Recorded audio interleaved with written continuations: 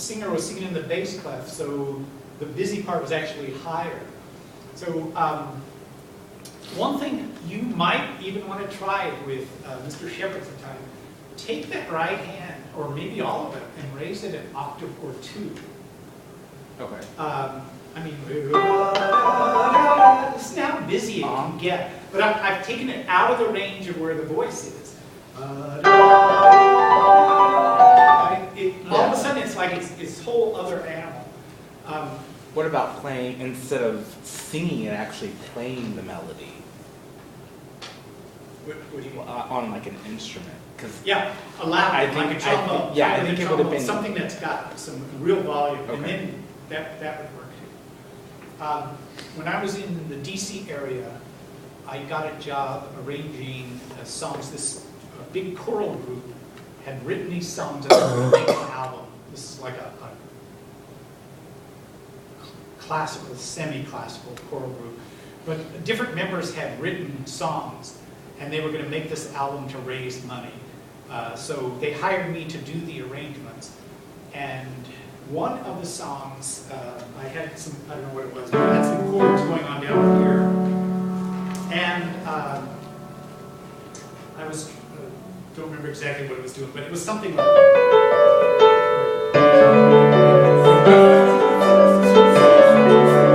was this thing going on over and over and over again like that.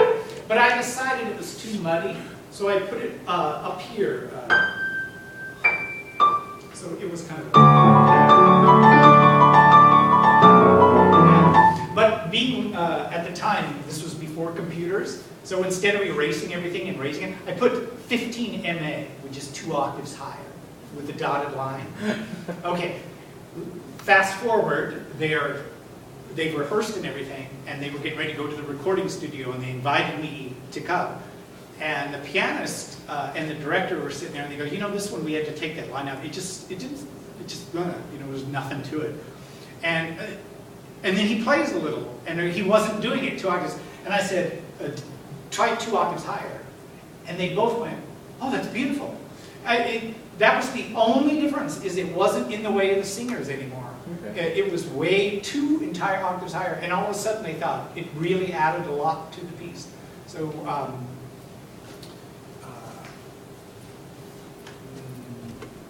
yeah. The other thing is, of course, if you're writing for a low voice, one thing you could do is then give the notes above it less busyness. Make your bass part busy, but make the right hand of the keyboard half-notey, quarter-notey, rather than 16th note runs and things like that.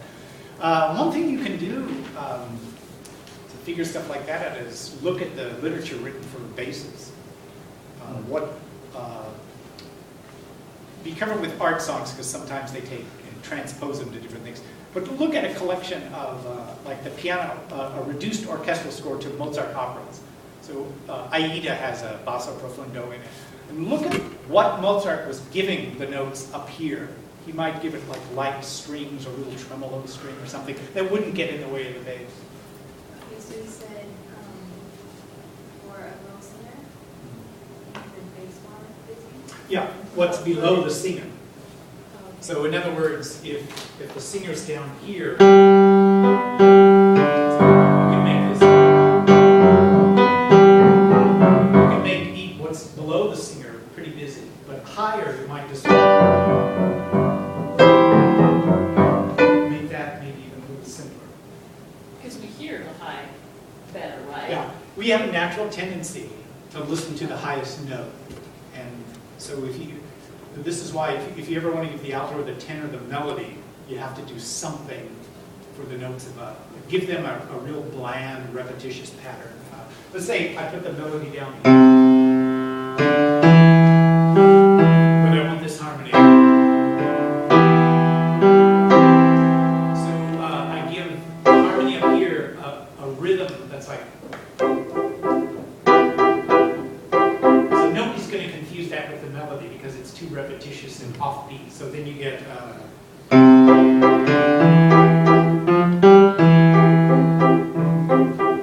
like that. So there are many ways composers will, but they'll actually consciously go, okay, now what rhythm or what anything can I give up here so that people aren't going to be listening to that.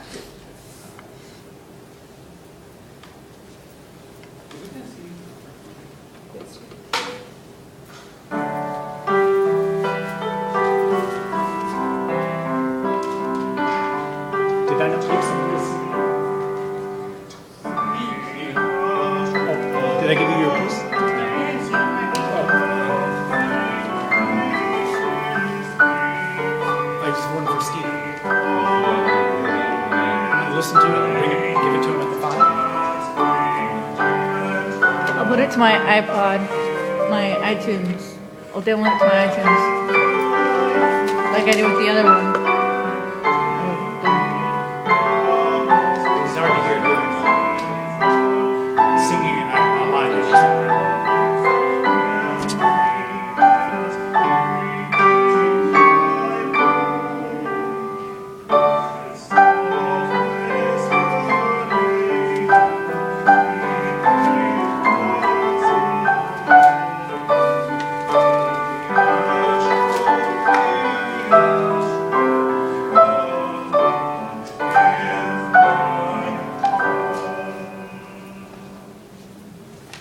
So everybody has a CD?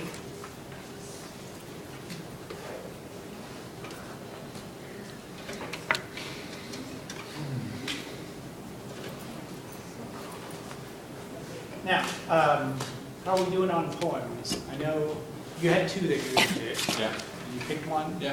And I have one. you got one? I have one. You got one? No? Yes. You have one? I've already got it metered out. So just, Sorry. just. No, really fine. Have you been looking? Did you get a book of poems? Oh, well, there's your problem. See, if you were looking for a poem, you probably would have found Heck, one. Sharon had hers for 2 semesters. I don't know. Oh, no. Every day I get up and look on my doorstep and no one's left a poem there yet. I don't know how long I'm supposed to wait. No, that was the ad from the tea box. This Yeah. is actually a poem. Oh, okay. That locked me to the fourth question, okay, so. All right. Once you get a poem, start writing a melody. And you showed me you started working on a melody. Dawn showed me a rhythm, just a rhythm that she had for it. Christopher showed you. Oh, this is the word. And it's actually a Buddhist text, so that's So if it doesn't sound good, it was meant not to. exactly. It's just, It's Buddhist. It's just it's peaceful. the way it is. Yes.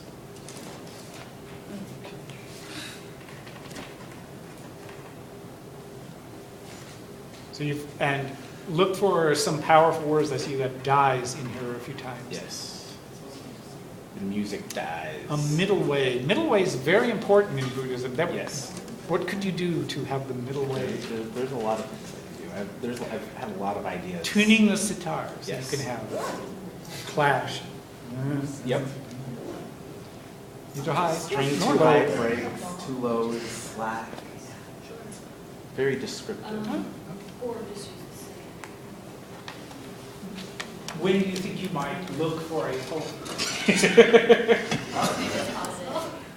soon as possible. Isn't the poem due If you're Friday? desperate, go check out Emily Dickinson. And it almost works this way. Take an Emily collection and open it up and go like this, and you'll probably get one. Because they're so good and they're so powerful, you can almost just grab one. Hard part is, of course, understanding, because they're pretty deep. But there are a lot of places online that can help you interpret. I walked into the vet's office, somebody had sent a card to them for taking care of their animal, and they had included this poem. So I went by and had a copy from the street, so I found it cheap too. But it's No, one I that's all right like. if you like. I like Does it have some strong words? It's about hope, and it talks about, Hope is the thing with it feathers personifies hope, I think. Oh, that perches in the soul and sings the tune.